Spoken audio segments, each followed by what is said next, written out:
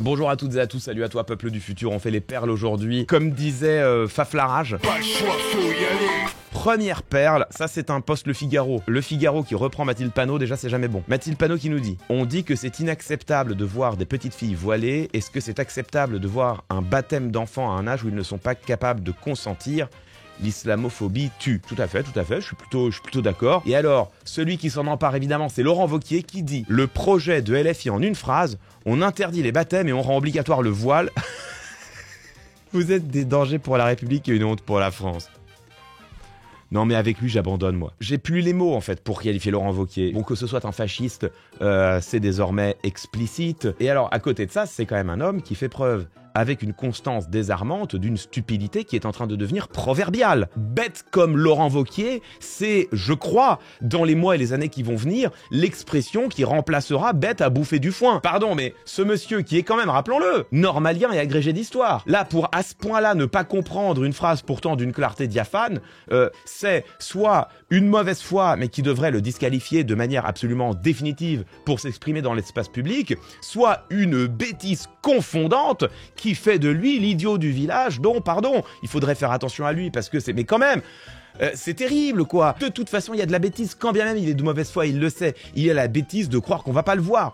Pardon, mais il faut quand même être face à quelqu'un qui est en stade terminal de fin de vie politique. C'est un loser invétéré. Il n'a jamais fait que perdre. Il a réussi à se prendre une branlée de la part de Bruno Retailleau lors de l'élection à la tête des Républicains. Cet homme-là ne sert absolument plus à rien. Il est d'une inutilité crasse. Est-ce que j'ai besoin de décrypter? Pas sûr. On va quand même le faire. Ici, Mathilde Panot, de manière absolument rigoureuse, trace un parallèle. Alors enfin, absolument rigoureuse. Je l'ai dit moi-même. Je suis pas sûr que ce soit la meilleure comparaison. Je pense que la comparaison était plus juste, plus immédiate avec les petits garçons qui portent la kippa et les jeunes juifs et les jeunes musulmans que l'on fait circoncire. Là, il me semble que la comparaison était absolue. Et en effet, qu'est-ce qu'elle veut montrer? Elle veut montrer que les petites filles à qui l'on fait porter le voile, certes, ne l'ont pas demandé, certes, ne sont pas en position de juger si elles veulent ou ne veulent pas porter un tel signe religieux, mais elles ne sont en cela dans une situation qui n'a rien de différent des petits garçons à qui on fait porter la kippa et qui n'ont rien demandé. Ou pire encore,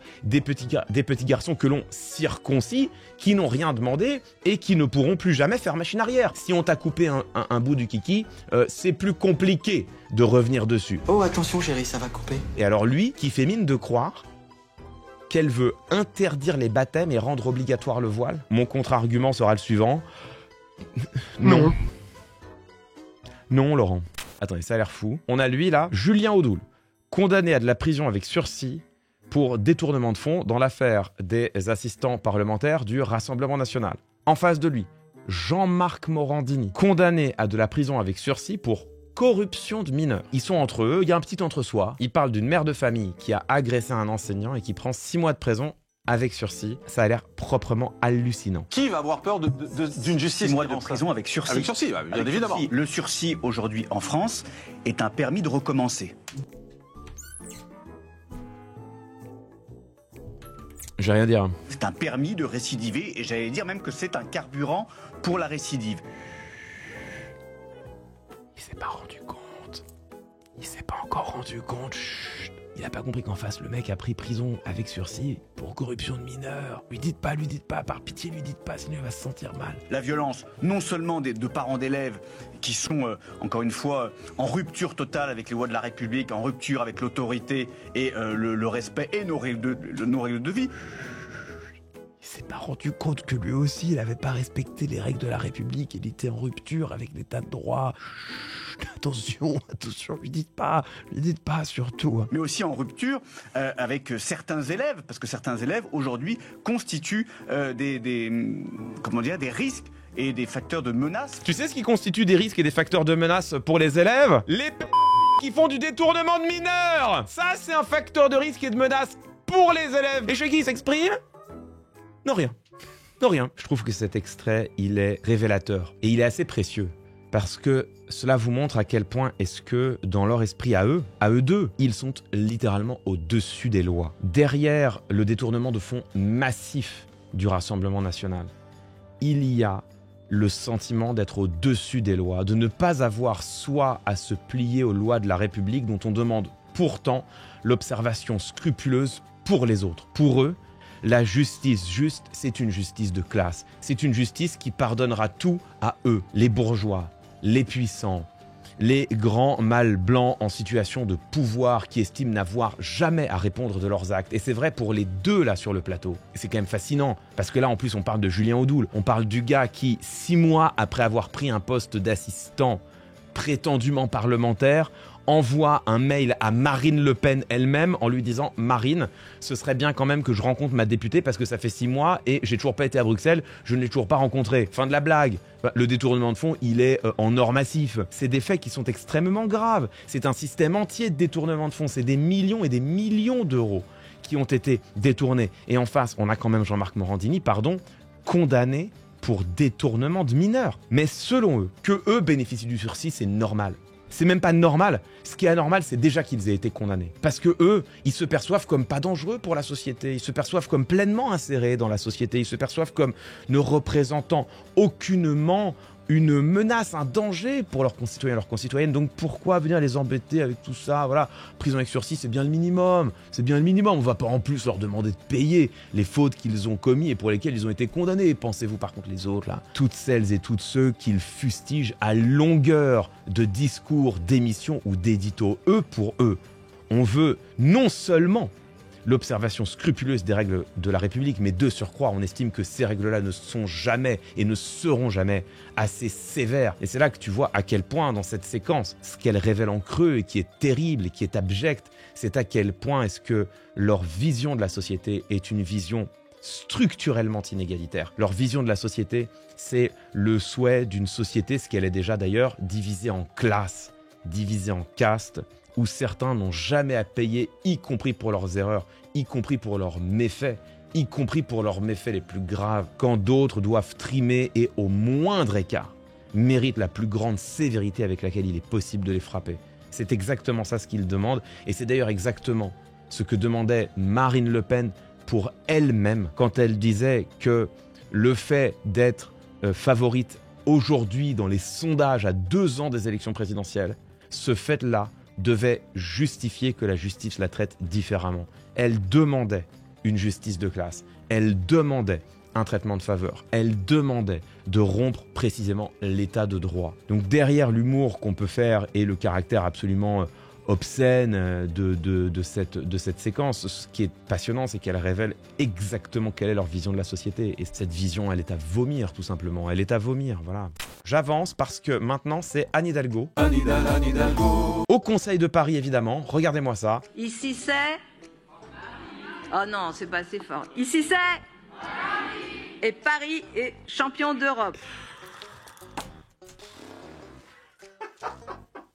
Sans déconner, laissez faire les professionnels. Il y en a certains, on travaille depuis des années et des années pour faire un métier d'ambianceur. Hier, c'était les chanteurs, les chanteuses, on a vu ce que ça a donné, une catastrophe.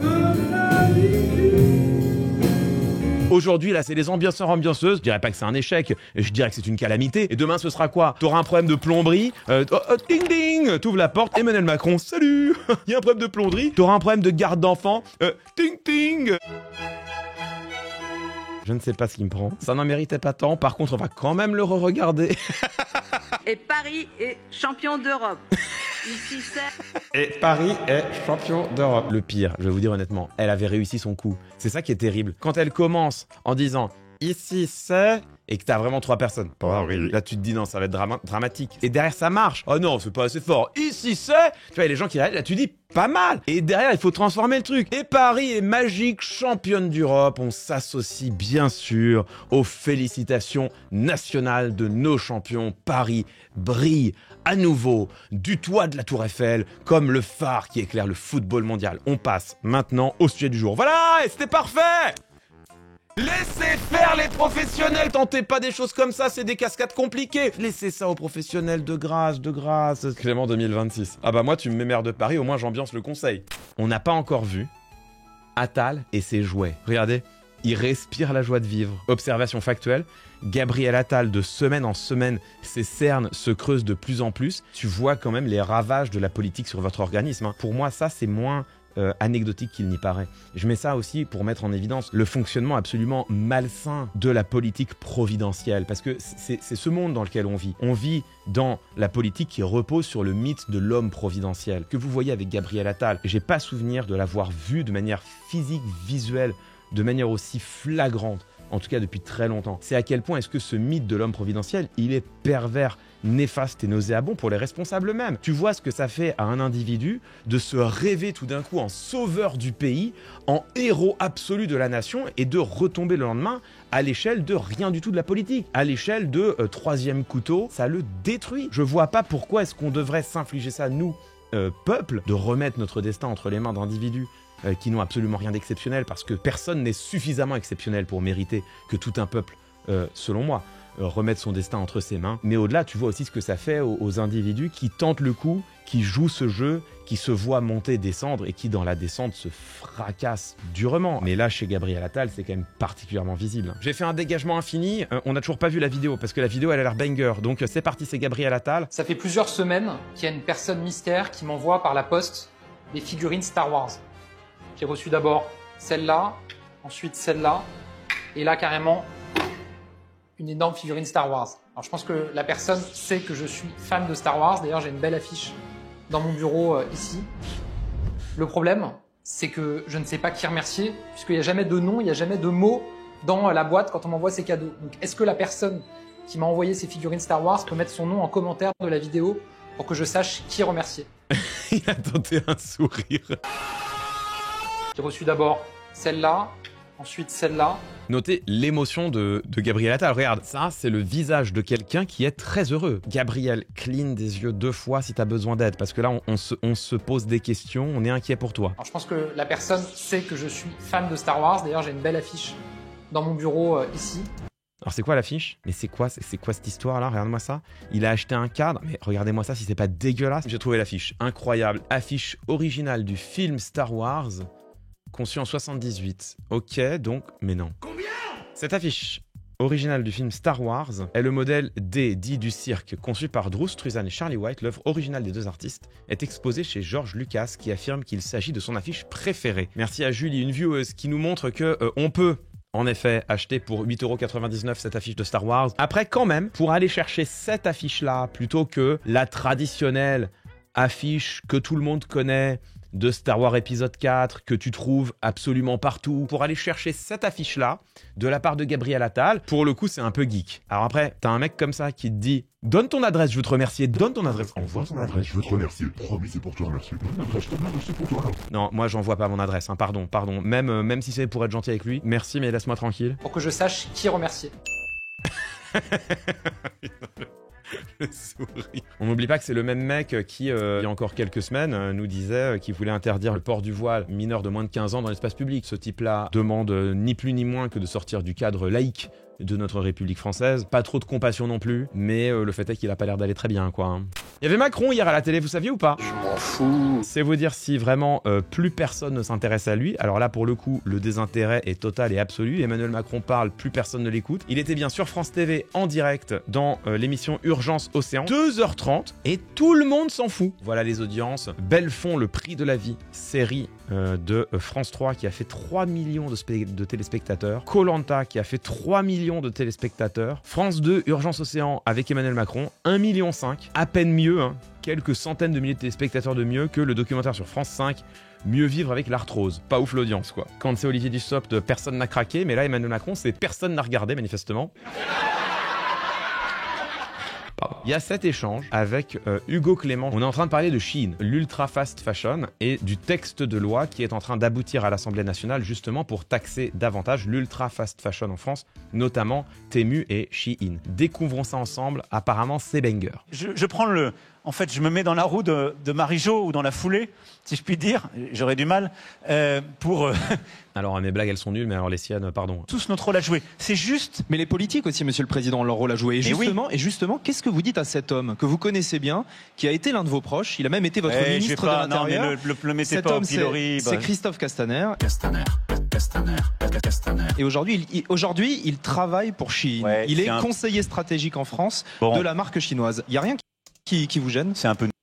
Alors effectivement, hein, ce que dit Hugo Clément ici est tout à fait juste. Hein. Lui, il explique, Christophe Castaner, qu'il a été recruté pour précisément être le conseiller de Chine en matière de RSE et que justement, Chine l'a embauché parce que Chine veut aller vers les bonnes pratiques, vers les pratiques vertueuses en matière notamment de protection de l'environnement. Bon, ça c'est ce que dit Christophe Castaner. La vérité, tout le monde le sait, c'est que Christophe Castaner a été recruté par Chine pour être le lobbyiste de Chine en France pour tenter notamment d'influencer le travail parlementaire qui était en train de se saisir de la question de l'ultra fast fashion et qui menace encore, c'est en train d'aboutir, de taxer considérablement ou d'handicaper considérablement la commercialisation des biens Chine et Temu en France. Donc Christophe Castaner a été de facto recruté par Chine pour être son lobbyiste en France. Voilà ce dont parle ici Hugo Clément après que Emmanuel Macron se soit félicité de l'avancée de la loi sur l'ultra fast fashion au Parlement. Il n'y a rien qui vous gêne? C'est un peu nul ce que vous faites. Non, c'est pas nul. C'est un peu nul, je vous le dis,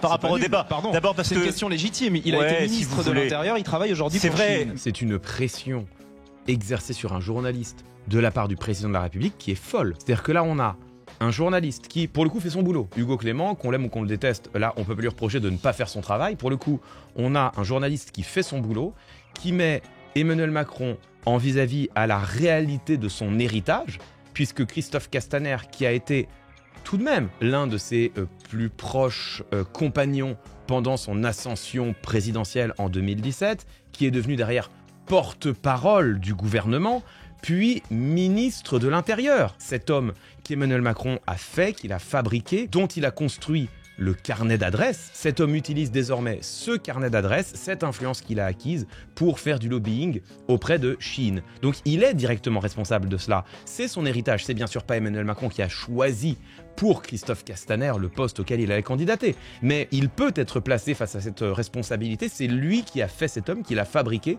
Et il est aujourd'hui pris dans cette contradiction qui est manifeste. D'une part, de prétendre vouloir légiférer contre la fast fashion et d'autre part, d'avoir un de ses anciens plus proches compagnons, ministre de l'Intérieur, qui est désormais le lobbyiste officiel en France de la fast fashion. Donc la question d'Hugo Clément, elle est en l'occurrence non seulement pertinente, mais elle est bien posée. Elle est embarrassante pour le président de la République, mais elle est bien posée. Réponse d'Emmanuel Macron. C'est un peu nul ce que vous faites. Ce qui est quand même une tentative de délégitimation, de pression, d'intimidation, qui moi me semble extrêmement claire, de la part d'un président de la République sur un journaliste. Mais d'accord, mais il a été ministre de l'Intérieur il y a X années, c'est un homme maintenant libre, il a donné beaucoup de son temps, de son énergie à la chose publique. Alors notez qu'il n'y a pas le début du commencement d'un argument. Hein. Le niveau de son argument c'est « Ouais, bon, ok, c'est un peu nul ce que vous faites. Non mais je vous le dis, c'est un peu nul. » Il s'agirait d'argumenter derrière. La réponse d'Emmanuel Macron c'est « Ah, c'est un homme libre, il a été ministre il y a bien des années. » Il n'y a pas si longtemps que ça. Hein. Ce qu'évacue Emmanuel Macron ici de manière tout à fait claire, c'est le fait que Christophe Castaner doit non seulement sa légitimité, mais aujourd'hui sa puissance, son influence et son carnet d'adresses à Emmanuel Macron. Donc c'est son héritage. Donc il peut en dire un mot. Et il pourrait d'ailleurs le critiquer en disant, bah écoutez, oui, je trouve que de sa part, c'est pas du tout à la hauteur et qu'il trahit nos idéaux. Il pourrait dire ça. Oui, non, parce qu'il est en même temps président du Grand Port de Marseille, donc il était avec moi pour aider à électrifier et décarboner le Grand Port de Marseille. Chine, voilà, donc en plus, il cumule évidemment, hein, parce que toujours plus d'argent, toujours plus de responsabilités, toujours plus de thunes, bien évidemment. Vous n'avez pas parlé avec lui? J'en ai pas parlé parce que c'est sa vie, c'est pas la mienne, et c'est pas parce qu'il est de Chine que ça changera quelque chose au schmilblick. Ah bah si. Si vous voulez mettre des gens en pilori, ce que vous êtes en train de faire, bah si vous passez son image à l'écran. Si vous voulez mettre des gens en pilori, mais ça, alors ça c'est fou. Ils oublient ou font mine d'oublier, mais je crois en fait oublient réellement que dans responsable politique, il y a le mot responsable. Ces gens-là sont responsables de leurs actes. Quand tu as un ancien ministre qui a exercé de telles responsabilités et qui, quand il quitte le gouvernement, voit peser sur lui des contraintes qui sont liées précisément aux responsabilités qu'il a exercées. Quand tu as un ancien ministre qui accepte, là aussi volontairement, personne lui a mis un pistolet sur la tempe, de se faire lobbyiste pour une entreprise qui est dans les radars de la République française, que la République française tente de réguler. Il doit s'attendre, et c'est bien naturel, à ce qu'on lui demande des comptes, à ce qu'on souligne le fait que dans de tels pantouflages, il y a une vraie question qui est posée de savoir qu'est-ce qu'il emporte avec lui, quel numéro, quel carnet d'adresse, quelle relation. Quand nous, on demande des comptes, non seulement à Christophe Castaner, mais à Emmanuel Macron, sur cet ancien ministre qui se retourne ainsi. En tout cas, on peut se poser la question contre son propre pays, avec les armes de son propre pays, c'est-à-dire son carnet d'adresse. Il me semble naturel, moi, de mettre tant Christophe Castaner qu'Emmanuel Macron face à leurs responsabilités. Et c'est ça qui est insupportable au chef de l'État. Et c'est cela qu'il encapsule dans cette formule clouée au pilori, qui est une formule délégitimante. Vous clouez au pilori, non. Il demande des comptes. C'est Emmanuel Macron qui, ici, est dans une rhétorique indigne, tout simplement. Oui. On a une haute autorité de la transparence de la vie publique, qui fait que tous les ministres, tous les parlementaires, tous les maires, tous ceux qui servent la République, c'est très compliqué de retrouver une vie normale pour eux dans leur secteur d'activité. Oh les pauvres. Et d'ailleurs Jean-Baptiste Djebbari, il n'a pas du tout trouvé un poste dans une entreprise que quand il était ministre des Transports, il a favorisé. Pas du tout. Les pauvres bébous, regardez Amélie de Montchalin.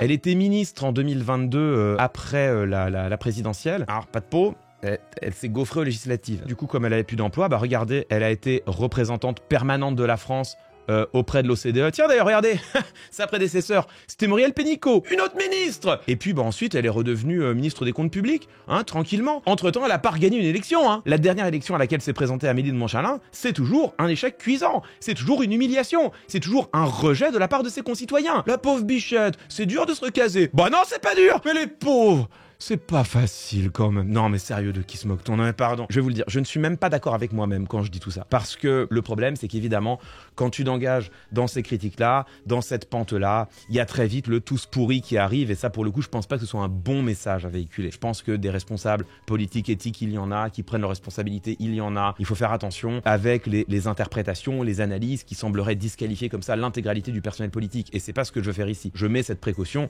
pour que ce soit bien entendu à l'endroit où cela doit être. Mais tout de même, quand t'as un président de la République qui ose te dire quand même c'est pas facile, le pauvre vous rendez pas compte, c'est dur, et que tu vois que en fait tous ils se recassent bon an mal an. Les vrais grands brûlés de la politique, c'est pas les ministres, parce que eux tous ils se recassent quelque part. Ceux pour qui c'est plus difficile, c'est vrai, mais c'est pas de eux dont parle Emmanuel Macron ici, c'est les députés. Et ça, il est pour le coup tout à fait exact que chez une partie des députés macronistes qui perdent leur poste en 2022 puis en 2024, merci la dissolution, il y en a une partie d'entre elles et d'entre eux qui, des mois et des mois après, ne retrouvaient toujours pas d'emploi. Et ça, pour le coup, c'est vrai. Mais les ministres, ça va aller, oui, ça va peut-être aller. Et c'est terrible, parce que là, déjà, tu vois l'hypocrisie absolue d'Emmanuel Macron, le caractère absolument indécent de sa remarque, et ce que cela suscite. C'est-à-dire que quand t'écoutes, pour le coup, Emmanuel Macron, la pente populiste, t'as envie de la prendre, mais vitesse grand V. Et après, pour beaucoup d'entre eux, c'est très dur de trouver un job. Je pensais qu'il n'a pas eu le choix. J'ai pas eu la discussion avec lui. Il est bon, Hugo Clément, là, il se démonte pas, il est bon. Mais je suis pas là pour le juger lui. Et donc, j'ai pas envie de rentrer dans ce débat un peu stigmatisant et un peu personnel.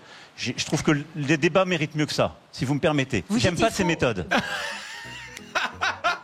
Votre méthode est absolument transparente. Il l'a dit! J'aime pas trop votre méthode. Quand tu vas chercher tes idées chez le mec qui clairement n'en a pas, tu vois, qui clairement est éclaté contre le mur, c'est vraiment qu'il y en a plus nulle part ailleurs, donc c'est très mauvais signe. Je suis très inquiet, bien sûr, pour ce qui se passe en ce moment dans la République En Marche. Alors c'est terrible. Par parallélisme des formes, voilà désormais Hugo Clément renvoyé tout simplement à la France Insoumise. Non mais je le dis, voilà. Hugo Clément a la même méthode que la France Insoumise. C'est tout, c'est comme ça. C'est Emmanuel Macron qui l'a dit. Quand je vous dis que avoir un président de la République à une heure de grande écoute qui te dit pardon, votre question est nulle, et pardon, j'aime pas ce que vous faites, et j'aime pas vos méthodes, et j'aime pas cette manière de disqualifier des gens, quand je vous dis que c'est une pression inouïe, regardez la tête que tire Hugo Clément. Légitime comme question. Pardon. Mais vos questions c'est légitime, mes réponses ce sont tout autant. Bien sûr. Donc moi je dis, le débat, voilà. Tu sens qu'il emmène plus large, quoi. Et quand je vous dis que de la part d'Emmanuel Macron, c'est dégueulasse de faire ça, quand tu es président de la République, ta parole pèse 2 fois plus. La pression que tu fais peser sur tes interlocuteurs du haut de toute ta stature, elle est inouïe. Je ne suis pas sûr qu'on peut qualifier ça d'intimidation de la presse. Par contre, c'est une pression faite sur un journaliste qui est visible. Je suis pas sûr qu'elle puisse être qualifiée d'illégitime. Par contre, elle me semble problématique, éminemment problématique d'un point de vue tout simplement démocratique. Moi je dis, le débat, voilà, on est 68 millions de consommateurs. Thomas Pesquet. C'est plus efficace de tous changer de comportement. Ah bah voilà. Ah pardon. À quoi bon faire un projet de loi? Pourquoi se focaliser sur Christophe Castaner après tout? Est-ce qu'on n'est pas tous, chacun et chacune, responsables de ce qu'on consomme? Chacun devrait être mis face à sa responsabilité. Bon, ça bien sûr, c'est la rhétorique des responsabilisantes de base, qui consiste à prétendre que le seul moyen d'action, c'est les efforts individuels, en faisant mine d'oublier qu'il est président de la République. Lui a les moyens pour agir à l'échelle nationale, pour faire adopter des politiques publiques qui pourront être, pour le coup, parce qu'elles sont régulatrices, parce qu'elles sont sévères à l'égard de ces acteurs qui, en effet, sont un désastre écologique et un désastre social, qui précisément pourront changer les choses. Il a réussi à biaiser, il s'en sortira sans coup férir. Merci à toi, peuple de YouTube, d'avoir suivi cette longue séquence de perles. Merci bien sûr pour ton attention. Reste frais. Je sais plus, faut que ça s'arrête. Et on se retrouve bientôt pour la prochaine vidéo. Abonne-toi YouTube, par pitié. Des bisous.